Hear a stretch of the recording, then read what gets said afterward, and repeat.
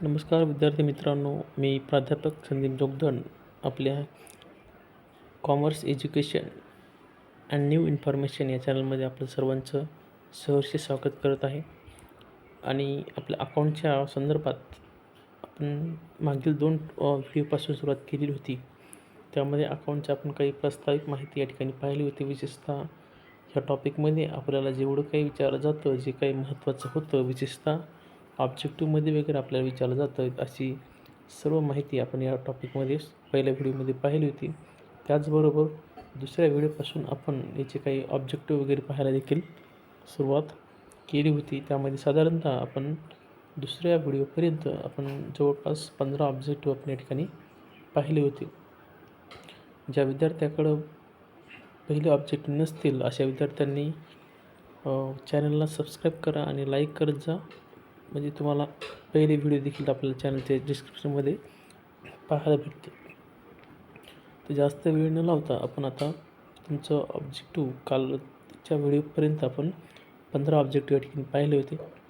त्यानंतर आता आपल्याला ऑब्जेक्टिव्ह नंबर 16 या ठिकाणी आपल्याला चालू करायचं आहे, ज्याचं नाव आहे the liability of the partners in a firm is. आता बिझनेसमध्ये जेवढे काही पार्टनर आहेत त्यांची लायबिलिटी कशा स्वरूपातली आहे? 0 आहे, लिमिटेड आहे, अनलिमिटेड आहे, प्रोपोर्शनेट आहे. या चारपैकी आपल्याला जे काही योग्य पर्याय आहे तो पर्याय आपल्याला या ठिकाणी निवडायचा आहे. आता लायबिलिटी म्हणजे काय की पार्टनरची देयता. आता देयता कशी असते? जेवढे पार्टनर आहेत आपल्याला बिझनेसमध्ये माहिती आहे, लोकांचं काही देणं असेल तर बिझनेसमध्ये जेवढे पार्टनर आहेत त्या सर्वांनाच द्यावं लागतं. म्हणून त्या ठिकाणी याची आपल्याला 0 तर म्हणता येणार नाही आहे, परंतु लिमिटेड म्हणजे कसे असतं, मोजक्या स्वरूपातले तेही नाही आहे. म्हणजे याचं अचूक उत्तर आहे ते अनलिमिटेड. बिझनेसमध्ये पार्टनरची लायबिलिटी कशी असणार आहे? अनलिमिटेड स्वरूपातली आपल्या ठिकाणी पाहायला मिळू शकते. त्यानंतर तुमचं पुढचं ऑब्जेक्टिव्ह आहे partnership is an association of or more person. पार्टनरशिपमध्ये कमीत कमी किती पार्टनर्स एकत्र येणं गरजेचं आहे हे आपण या टॉपिकच्या प्रस्तावनेमध्येच पाहिलं होतं. त्याचं अचूक उत्तर आहे पहिलंच 2. हे 2पेक्षा किती पार्टनर 50 जास्तीत जास्त एकत्र येऊ शकतात हे आपण सुरुवातीलाच याच्या प्रस्तावनेमध्ये पाहिलं होतं. त्यानंतर तुमचं 18 नंबरचं ऑब्जेक्टिव्ह काय विचारलेलं आहे? If date of drawing are not given, interest on drawing is charge. आता ज्यावेळेस तुम्हाला प्रश्नामध्ये आपण आतापर्यंत काही प्रश्न पाहिले त्यामध्ये विशेषतः कधी तुम्हाला इंटरेस्ट ऑन ड्रॉइंग विचारलं जातं, परंतु त्यामध्ये तुम्हाला दिनांक वगैरे दिलेला असतो. परंतु in case of date of drawing is not given म्हणजे ज्यावेळेस तुम्हाला ड्रॉइंग दिलेली नसेल आणि त्यावेळेस विचारलं असेल की इंटरेस्ट ऑन ड्रॉइंग काढा, तर त्याचं अचूक उत्तर आपल्या ठिकाणी 6 महिन्यासाठी इंटरेस्ट ऑन ड्रॉइंग आपल्या ठिकाणी काढावी लागते. त्याच्यानंतर तुमचं पुढचं ऑब्जेक्टिव्ह आहे ऑब्जेक्टिव्ह नंबर 19. मॅक्झिमम रिकाम जागा persons are required to form partnership having banking business. आपण जे काही प्रस्तावना वगैरे पाहिली होती त्यामध्ये आपण पाहिलं होतं की बिझनेससाठी कमीत कमी 2 पार्टनर्स आणि जास्तीत जास्त 50 पार्टनर्स एकत्र येणं गरजेचं आहे. परंतु पहा, इथं तुम्हाला क्लिअर त्यांनी शब्दातच सांगितलं आहे कोणत्या बिझनेससाठी पार्टनर्स या ठिकाणी एकत्र येणं गरजेचं आहे. तर यामध्ये आपल्या ठिकाणी त्यांनी सांगितलं की बँकिंग बिझनेस म्हणजे काय? बँकिंग बिझनेससाठी जास्तीत जास्त किती पार्टनर्स एकत्र येणं गरजेचं आहे? याचं अचूक उत्तर आहे 20. म्हणजे बँकिंगच्या व्यवसायासाठी कमीत कमी 20 पार्टनर एकत्र म्हणजे जास्तीत जास्त 20 पार्टनर्स एकत्र येणं हे गरजेचे. त्यानंतर तुमचं पुढचं ऑब्जेक्टिव्ह आपल्याला या ठिकाणी दिलेलं आहे 20 नंबरचं. Persons who from and manage the partnership are collected called as.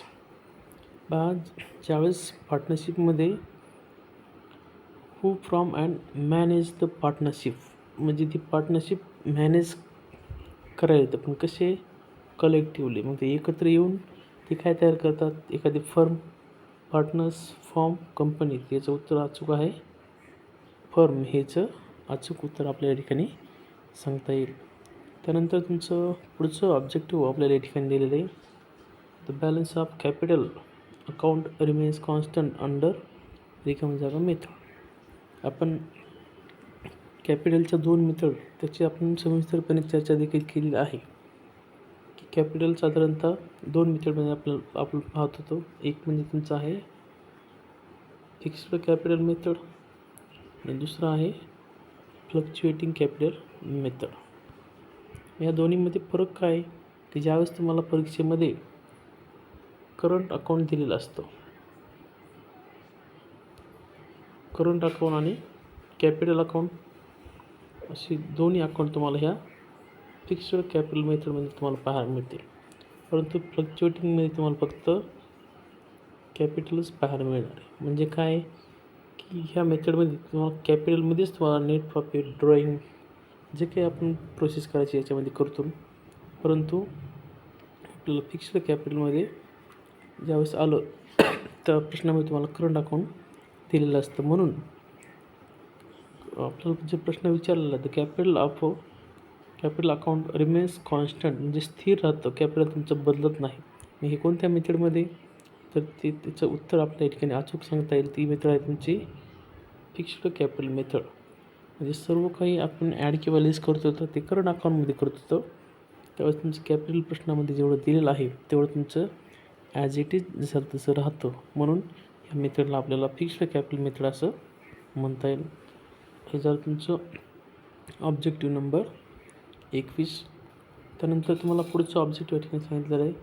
A statement showing the financial position of the business is called as. Financial position of the business, बघा बिझनेसची व्यावसायिक स्थिती कोणत्या अकाउंटच्या द्वारे आपल्याला कळते, तर आपल्या सर्वांना माहिती आहे ट्रायल बॅलन्स म्हणजे तेवढं net profit, net loss, gross profit, gross loss, balance sheet वगैरे असं काही दिलेलं नसतं. कॅपिटलमध्ये काय असतं, त्यांनी आणलं कॅपिटल किती तेवढं असतं. म्हणजेच आपल्या ठिकाणी व्यवसायाची स्थिती जर जाणून घ्यायची असेल तर आपल्याला बॅलन्स शीट हेच अकाउंट आपल्या ठिकाणी पाहणं गरजेचं आहे. त्यानंतर तुमचं पुढचं ऑब्जेक्टिव्ह दिलेलं आपल्याला wedges paid for installation of machinery should be debited account. Wedges paid for installation, बघा आता wedges paid for installation of machinery, इथंच याचं उत्तर आपल्या ठिकाणी पाहायला मिळू शकतं. Wedges paid for installation, wedges आपण पेड केले, इन्स्टॉलेशन म्हणजे काय, मशिनरी. आता मशिनरी आपल्याला माहिती आहे की मशिनरी काही खराब वगैरे झाली ते आपल्याला दुरुस्त करायची असेल तर त्या ठिकाणी आपल्याला वेजेसच त्या ठिकाणी पेड करावं लागतं. आणि मग आता ते करत असताना ते कशासाठी पेड करत आपण, machinery should be debited to. त्याचं अचूक उत्तर आपल्या ठिकाणी काय सांगता येईल, मशिनरी हे अकाउंट, याचं उत्तर आपल्या ठिकाणी अचूक तर आपल्याला ह्या प्रश्नाचं आपल्या ठिकाणी सांगता येईल. त्यानंतर पुढचा प्रश्न आहे to find out gross profit और ग्रॉस लॉस रिकामी जागा account is prepare. Gross profit आणि ग्रॉस लॉस आपल्याला काढायचं असेल तर आपण कोणतं अकाउंट तयार करतो, तर हे तुम्हाला ह्या टॉपिकमध्ये जेवढे काही तुम्ही प्रश्न उत्तर सोडवणार आहात, विशेषतः प्रॅक्टिकल प्रॉब्लेम, त्यामध्ये तुम्हाला सर्वांना पाहायला भेटेल की ग्रॉस प्रॉफिट आणि ग्रॉस लॉस हे आपल्याला काढायचं असेल तर त्यासाठी आपल्याला ट्रेडिंग अकाउंट हे आपल्याला तयार करावं लागतं. म्हणून याचं अचूक उत्तर हे पर्याय क्रमांक बी, ट्रेडिंग अकाउंट आपल्या ठिकाणी सांगता येईल. त्यानंतर तुमचं पुढचं ऑब्जेक्टिव्ह होतं, तुम्हाला सांगितलेलं आहे wedges and salary is debited रिकामी जागा account. Wedges and salary is debited रिकामी जागा अकाउंट. मग वेजेस अँड सॅलरी जर तुम्हाला आपल्याला विशेषतः या टॉपिकमध्ये प्रॅक्टिकल प्रॉब्लेम्स होत असताना ट्रेडिंग अकाउंट काढायचं आहे, प्रॉफिट लॉस अकाउंट काढायचं आहे आणि बॅलन्स शीट देखील काढायचं आहे. आणि हे काढत असताना वेजेस अँड सॅलरी हे नाव जर आलं तर आपल्याला त्याचा इफेक्ट कुठे घ्यावा लागतो, त्याचं अचूक उत्तर या ठिकाणी सांगता येईल ट्रेडिंग अकाउंटच्या डेबिट साईडला. परंतु इथं कधी कधी तुम्हाला प्रश्नामध्ये असं पण नाव येतं सॅलरी अँड वेजेस. आता बघा आता ह्या नावात फरक काय, आपल्याला प्रश्नामध्ये जे नाव दिलं आहे हे वेजेस ॲट सॅलरी, इथं वेजेस हा शब्द अगोदर आलेला आहे आणि इथं काय झालेलं आहे, सॅलरी हा शब्द अगोदर आला आहे. त्यामुळे शब्दावरती हे डिफरंट आहे. वेजेस नाव अगोदर जर आलं तर त्याचं उत्तर आपल्याला ट्रेडिंग हे येईल, परंतु सॅलरी जर आलं त्याचं उत्तर आपल्या ठिकाणी प्रॉफिट लॉस अकाउंटच्या डेबिटला हे येणार आहे. ते आपल्याला पुढील व्हिडिओमध्ये या टॉपिकच्या ट्रेडिंग अकाउंटचा फॉर्मॅट आणि प्रॉफिट लॉस अकाउंटचा व्हिडिओ आपल्या या ठिकाणी पाहायचा आहे.